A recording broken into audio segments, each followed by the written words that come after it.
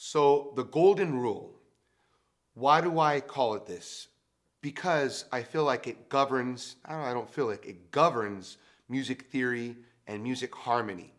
Now, as I mentioned in the harmonic series, it's the first tone that you hear that's different from the fundamental. Just a quick review. If we have a C fundamental, we hear a C above it in the series, and then we hear a G, which is the first different tone.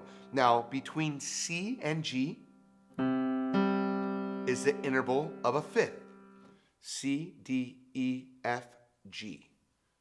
So this concept of the fifth is what gives us this dominant to tonic relationship, which we'll get into more in the future in some of the further series. So if you've ever asked yourself, where did this Western system develop? How did it develop? Why is it important? How many intervals do we have? Now, some of you may know it's 12, and if you don't know, it's okay. Why did those 12 tones or intervals come about? How did they come about, and why are they important? Now, if we were a painter that only had 2 or 3 colors, we would be limited. If we were a mathematician that only knew 1 through 4, we would be limited. It's the same way as musicians. If we don't know that we have 12 tones and how they came about, we're limited as musicians. And what we don't want is to be limited. We want to have everything, all our color palette at our disposal. So we're going to talk about how we developed these 12 tones.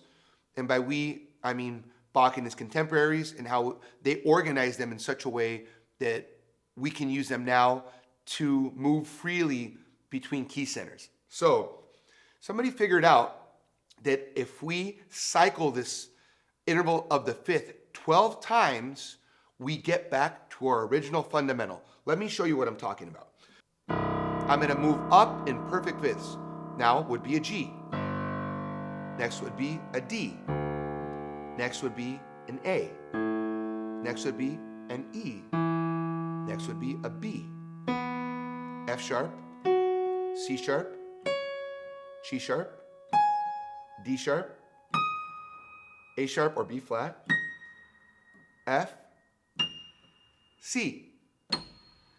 So instead of having a piano that works in fifths, which would be terribly difficult to play, we've organized them in a chromatic fashion so that we have 12 notes within an octave so that they work right next to each other. And that's why and how we developed this 12 interval tonal system that we use today. And again, this concept of the fifth is what gave us our dominant tonic relationship, which governs everything from a polka